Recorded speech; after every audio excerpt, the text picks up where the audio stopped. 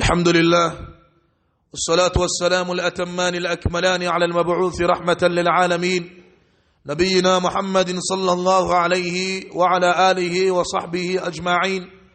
أما بعد، فإن أصدق الحديث كلام الله، وخير الهدي هدي محمد صلى الله عليه وسلم، وشر الأمور محدثاتها، وكل محدثة في دين الله بدعة، وكل بدعة ضلالة، وكل ضلالة في النار. أعاذنا الله منا وإياكم من النار. أما بعد، فالسلام عليكم ورحمة الله وبركاته. تكون وشمر الله سبحانه وتعالى الله دشوج قصار صلاة العصر مري جماعة يبيوس نكوكين برزق كورتك وبانك وإسلام، وينبغي علينا أن نحمد الله على هذه النعمة. ولكن يكون الشمر الله كوري النعمة يكون يتاني يدوهاي، فقد قال عليه الصلاة والسلام إن محمد صلى الله عليه وسلم يفوز يوكو من صلى البردين دخل الجنة. وزا ساري صالب جيري زيكون زيو كورغو مبيهبجين بهو أزينجر موشرو. إذا صلنا يندي دي صلاة الفجر نصلاة العصر. إذا صلى كريب جيري وزا ساري مري جماعة كجيه دخل الجنة غزينجر موشرو جاء الله سبحانه وتعالى. فنسأل الله تعالى أن يتقبل صلاتنا أقتر مسويكو يكواتيري صلاة اللهم أمين. ثم معاشر الإخوة بفانك وإسلام، نواصل درسنا مستعيذين بالله مستعينين به متبرئين من كل حول وقوة إلا به. دوكم يجي سمر جاء شمري كتاب الكبائر إجتبو تشغرق زبجاها بكوري بجاري بزو كجرا مو إسلام رشاو كبجيرين شا محمد ابن عبد الوهاب رحمه الله رحمة واسعة وسائر علماء المسلمين، وبالله التوفيق. قال المصنف رحمه الله ونالتسوي تابو يرفو زنغو باب الظلم في الأموال.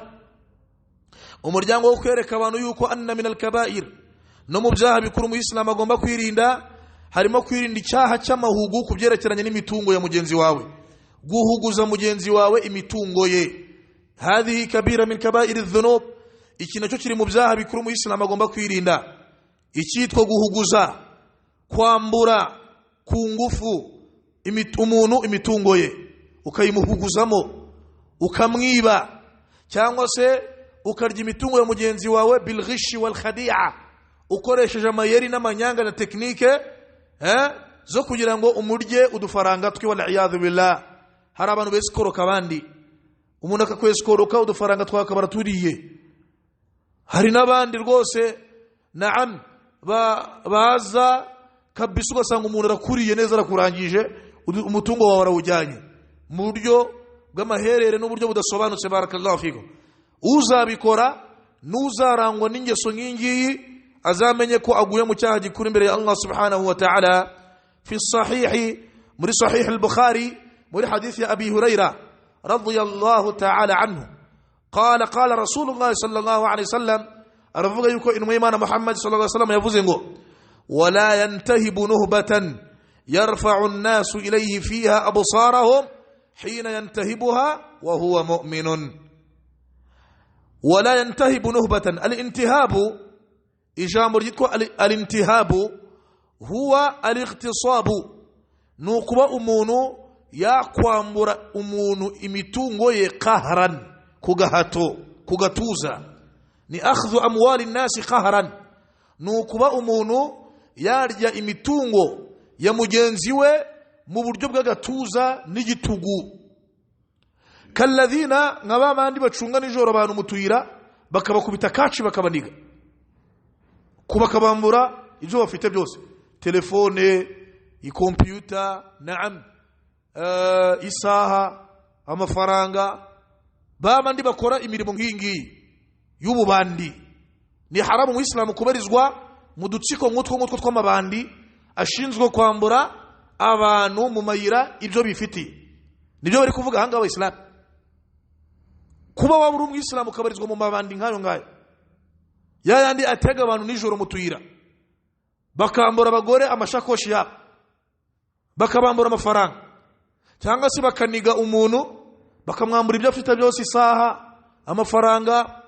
Hari n'izindi tekinike zadutse aho bagufata bakakuniga bakakubwira bati tubwira umubare wawe w'ibanga kuri mobile money. Zana telefone yawe tubwira umubare w'ibanga wawe ukoresha kuri mobile money. Bakunize ugasanga uruvuze udufaranga twose wari ufite baraturutiye baratubikuje kugira ngo batakwica. Ni haramu mu Islam kubarizwa mu buciko nk'ubu ngubu bw'amabandi. N'uwabarizwamo hari ibihano Allah bateguriye muri Qur'an. Iyo bafashwe hari ibihano Allah yagaragaje.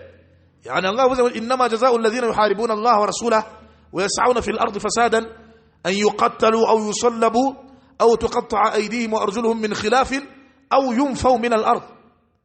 Allah yavuze ngo innama jazaa'u alladhina yuharibuna Allah wa rasulahu. Ngigihano cyababandi igihembo cyababandi barwanya Allah n'intumwa.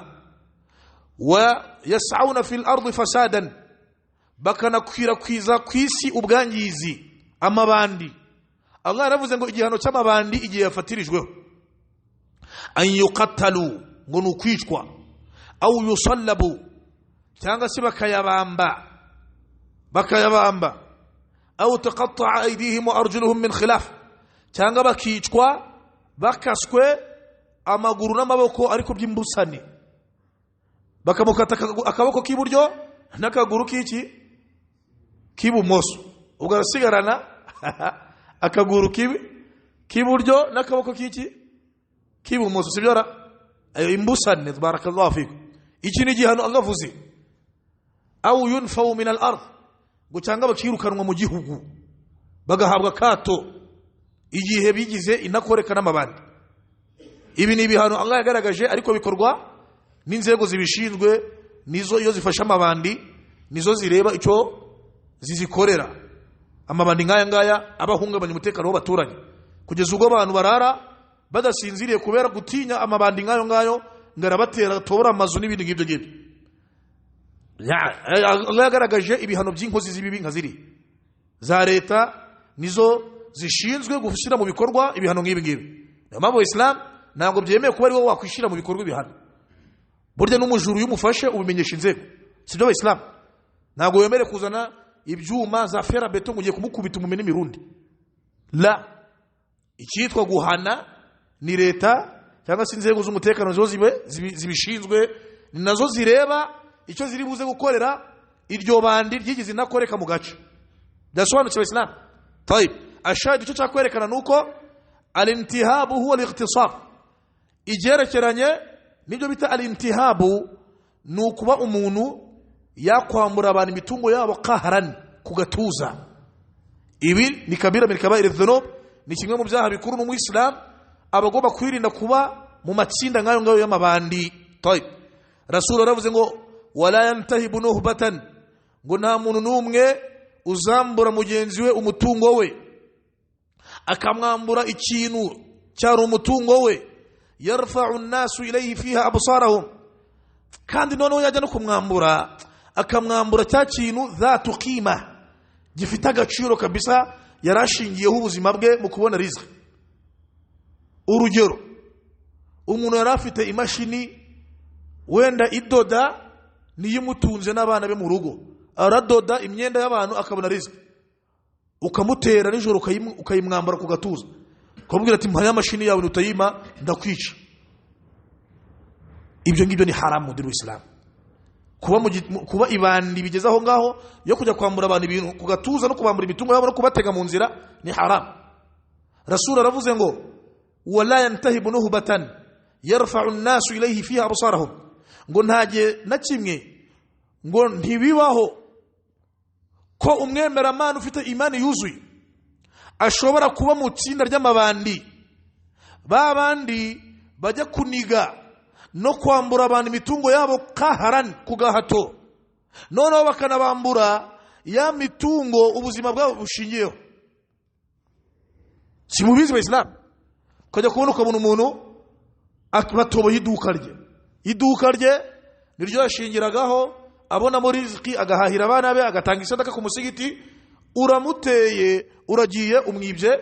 Naam ibinyagaciro kuri we bya bindi Allah yagize sababu kuri we kugira ngo abone rizqi ngo hina yantahibuha wa huwa mu'min ngo ntabwo mwemera mana ibi ngibi ngo yarangwa nabyo.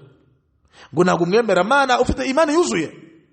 Rasul arahakanye ngo ntibibaho ko umwemeramana imanuhu kamil, wa wundi imani ye yuzuye, ngo ntashobora na rimwe kuba muri ba bandi b'amabandi bambura abantu ibintu byabo. Abadan. Ntabwo umwemeramana ushobora kumubona mu gikundi wa umwemeramana ufite imani yuzuye. Ntushobora kumubona mu gikundi cy'abantu besikoroka abantu bakabarya amafaranga by'amanyanga. Nta nubwo umwemeramana ufite imani yuzuye uzigera umubona yabaye ibandi rishinzwe kwambura abantu imitungo yabo ku gahato. Ya mitungo usanga ariyo ubuzima bw'abantu bushingiyeho. Ntabwo ngo umwemeramana ushobora kumubona muri ibyo ngibyo. Ngaje kwambura umuntu ikintu atunze, cya kindi amaso y'abantu abarangariyeho. Umuntu yifitiye imashini, umuntu yifitiye imodoka niyo imutunze, umuntu yifitiye moto niyo imutunze we n'umuryango we. Benshi mu bantu bifuza nabo kuba batunga za moto, sibyo Islam. Benshi mu bantu bifuza kuba batunga amamodoka nabo ngo bafashe mu buzima bwa buri munsi, mu mibereho. Icyo kintu ngicyo abantu bose baba bifuza kuba nabo batunga, warangiza wowe ugatekereza kujya kucyambura no kukirya mugenzi wawe mu buryo bwa kibandi, ngo ibyo ntabwo biranga umwemeramana ufite imani yuzuye. Byarangwa n'abandi, ariko umwisilamu nyawe ufite imani yuzuye ngo ntibibaho ko yarangwa n'ibikorwa nk'ibi ngibi by'ububandi. Fa'ala kulli hal ya ayyuha al-ikhwa wa bani islam, dutinya Allah subhanahu wa ta'ala. Igihe cyose ushatse kurya imitungo, urya imitungo wabonye mu buryo buziruye, mu buryo buciye mu mucyo. Ya ayyuha alladhina amanu la ta'kulu amwalakum bainakum bil batili, alaysa kadhalik? Ya ayyuha alladhina amanu la ta'kulu amwala an-nasi bil batil. Mujye mwirinda kurya imitungo y'abagenzi banyu mu buryo bw'amahugu, no mu buryo bw'ubujura, no mu buryo budasobanutse budaciye mu mucyo. Niba koko muri abemeramana iyo ngeso abari bayifite bayicikeho, batinye Allah, bashakisha imirimo aho kugira ujya kwambura abantu amasakoshi, aho kugira ujya kuniga abantu bakubita za kacu bambura amasaha yabo n'amatelefone. Shakisha umurimo, wakora ikiyede, wa umufundi, wa kwikorera imizigo y'abantu bakaguhemba, ariko ukarya riziki wabonye biciye mu buryo busobanutse. Hatta n'intumwa y'Imana Dawudi alayhi salam yajyaga ikora akazi ko gucura ibyuma. Kana yakuru min amali yadi, Dawudi yaryaga ibiryo yabonye yaruhiye, yabiri icyuya. Barakallahu fikum. Fa'ala kulli hal طبعا يندرين muri telefone niyo bagaturika. Naam. Fa'ala kulli hal tujye dutinya Allah subhanahu wa ta'ala, tunamenye ko ibyo dukora byose hari umunsi azabitubaza, kandi ni ngombwa twitegure kuzasubiza umunsi tuzabibazwa. Wallahu ta'ala a'la wa a'lam, wa sallallahu ala nabina Muhammadin wa ala alihi wa sahbihi wa sallam. Wassalamu alaykum wa rahmatullahi wa barakatuh.